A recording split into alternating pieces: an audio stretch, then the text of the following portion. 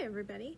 I want to talk to you today about one of my favorite ingredients for things and one that's really underused in my opinion, and that's dried beans. I'm not actually cooking today, but I'm going to tell you how.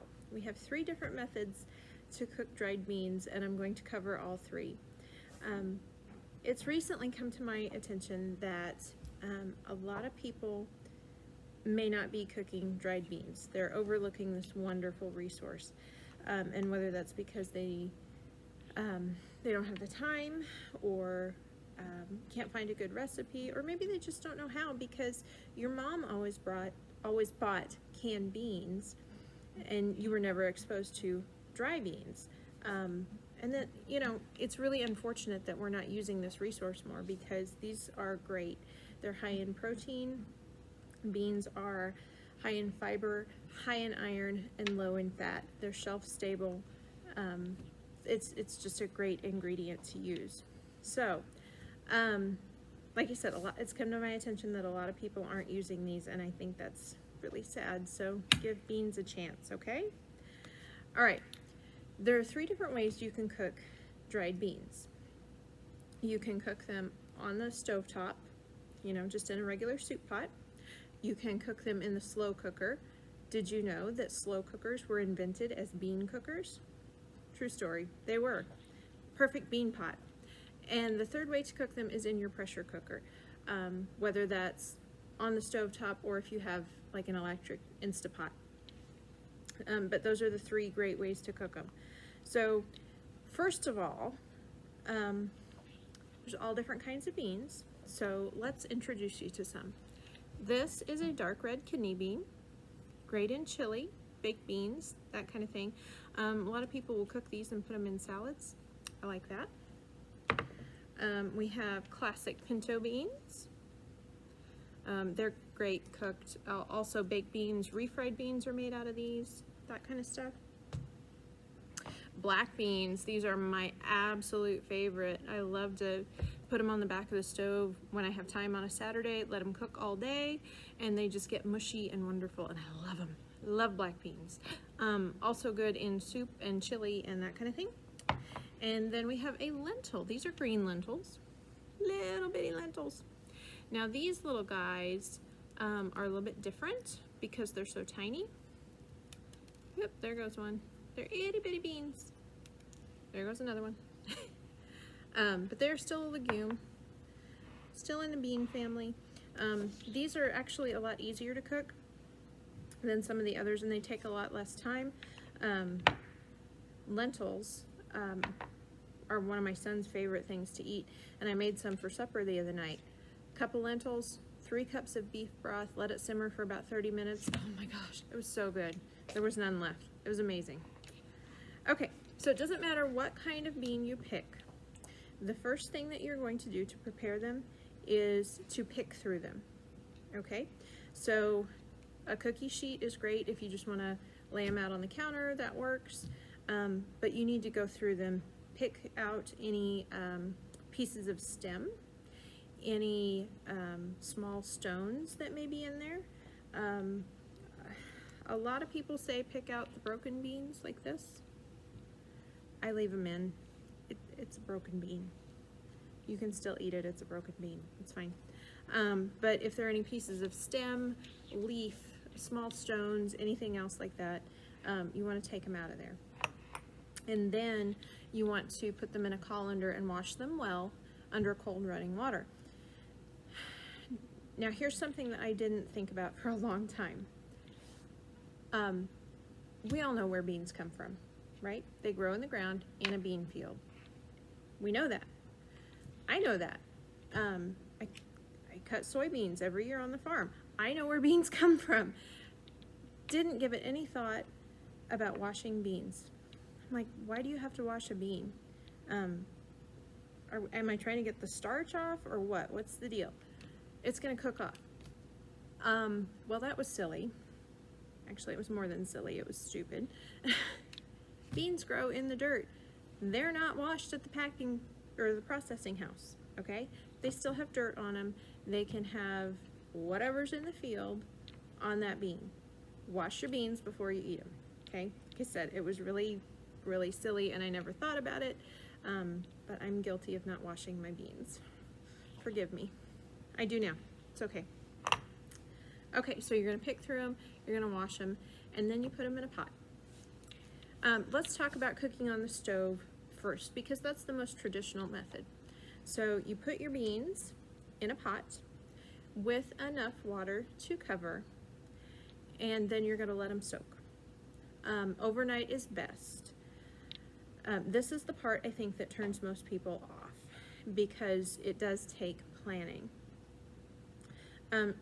If you're more organized than me, go ahead and soak them overnight and then drain off that liquid, put fresh water on, enough to cover, bring them up to a boil, and then reduce to a simmer, let them cook for 1 or 2 hours, okay? Maybe more or less depending on your beans.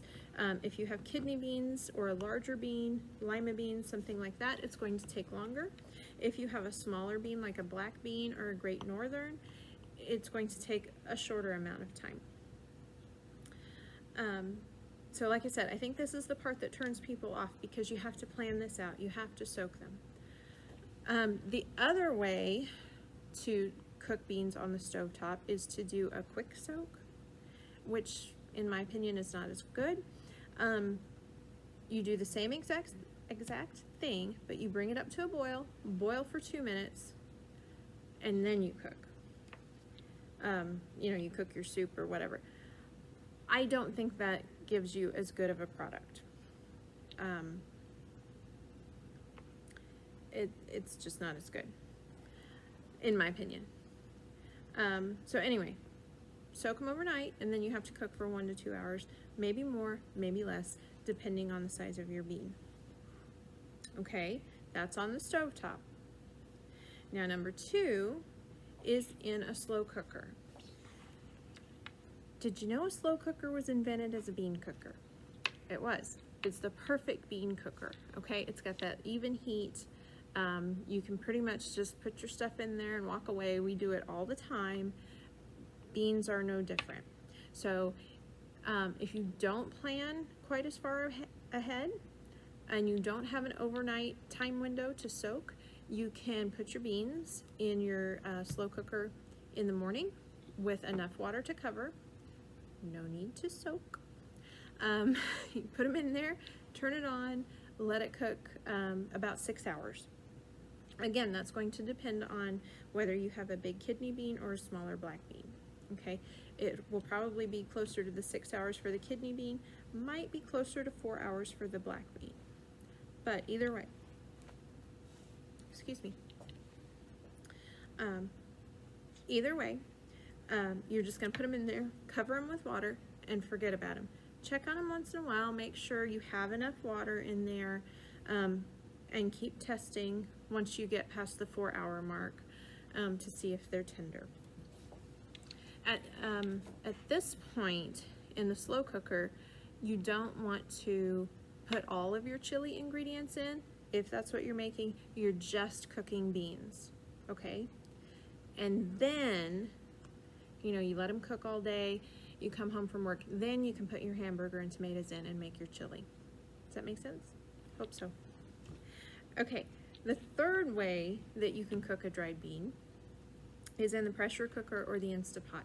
Now, it doesn't matter if you have a stovetop pressure cooker or an electric pressure cooker. They're both gonna work basically the same way. 1 pound of beans will fit in most electric pressure cookers. Put them in there, cover them with 2-3 inches of water. They're gonna take a lot of water and you're not gonna be able to add more. Okay, so do it to begin with. Add plenty of water, put your pound of beans in there, fire it up, and then you're gonna cook for roughly 30 minutes. Some beans are going to, again, take less time because they're tiny, and some beans are going to take more time because they're bigger. Roughly 30 minutes. The good news is, with a pressure cooker, if you crack it open and your beans aren't quite done, put the lid back on, turn it back to sealing, and fire it right back up. It's not going to take long to come back to pressure because everything's already hot. And then, you know, if you're cooking black beans and they're not quite done, fire it back up for another 10 minutes, okay? And do 5 to 10 minutes at a time until they reach the doneness which you prefer.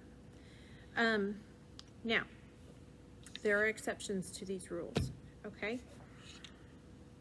Lentils. See these little guys? They're so tiny and they're so pretty. My son loves these. Lentils do not have to be soaked because they are so small.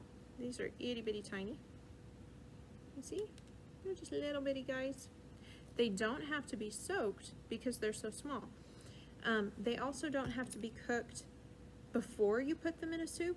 You can just put them right in, let the soup simmer for about 30 minutes, and your lentils are done. However, if you do that, make sure that you have enough liquid in there because these do soak up a lot of liquid, okay? We have another exception. Kidney beans. Some beans you don't have to soak. Kidney beans you have to soak. Does not matter which cooking method you pick, okay? Whether you're cooking on the stovetop, in the slow cooker, in the pressure cooker, you have to soak these and boil them for at least 10 minutes before you do the rest of the cooking process.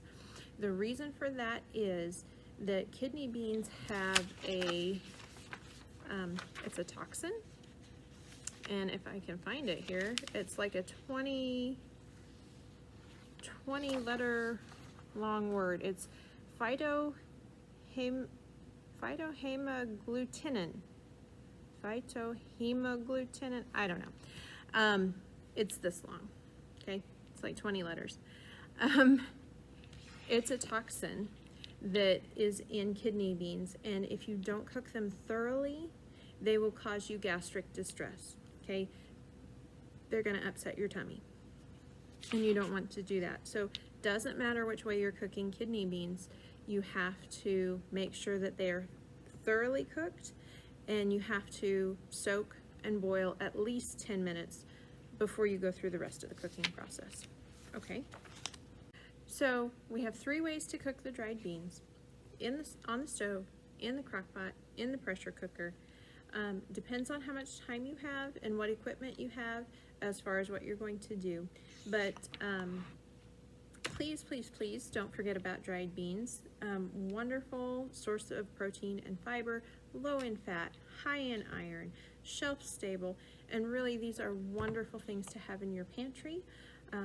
I know if I have beans in my pantry, I'm halfway to having a good meal, no matter what it is, okay?